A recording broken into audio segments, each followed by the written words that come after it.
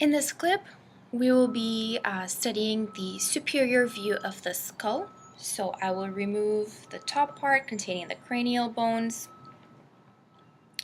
and then we'll study structures and bones that you can see from the superior view.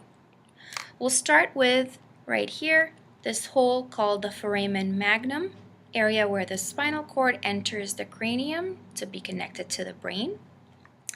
Right off of the foramen magnum, you have two small holes, the hypoglossal canals, where the hypoglossal nerve, cranial nerve number 12, passes.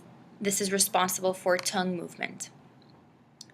Above the hypoglossal canal, we have this 8-shaped hole called the jugular foramen, and again, we have that on both sides. Passageway for the internal jugular vein, as well as cranial nerves, glossopharyngeal, vagus, and accessory. The carotid canal cannot be viewed from the superior view, only from the inferior view. Next, right above the jugular foramen, we have, again, a small passageway or hole called the internal acoustic meatus, right here. Again, on either side. If you put your finger and trace it, okay, you're going to be seeing the external acoustic meatus that you know is the ear canal. So on this side, the internal acoustic meatus, that's the passageway for cranial nerves number 7 and 8, the facial and vestibulocochlear nerves. Now, next we have a bat-shaped bone. So if you look at the outline of this bone, it kind of looks like a bat. This is called the sphenoid bone. So there are a few structures on this bone that we want to pay attention to.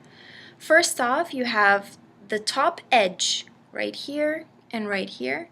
These are called the lesser wings of the sphenoid bone, act as an attachment for the dura mater, which is a connective tissue layer that covers the brain. And then we have the bigger region right here called the greater wing of the sphenoid bone. Okay, so structure would be lesser wing, greater wing of the sphenoid bone. Okay. The middle part right here is kind of a saddle-shaped structure called hypophyseal fossa of the sphenoid bone. This is the area that houses the pituitary gland.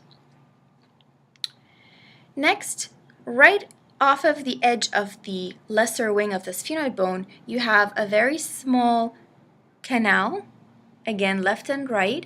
These are the optic canals. Okay? And this is the passageway for optic nerve, cranial nerve number 2, that extends from the eye, enters the cranium to go to the brain or the occipital lobe, okay, for visual purposes. Last bone we'll be talking about is right here, and this is the ethmoid bone.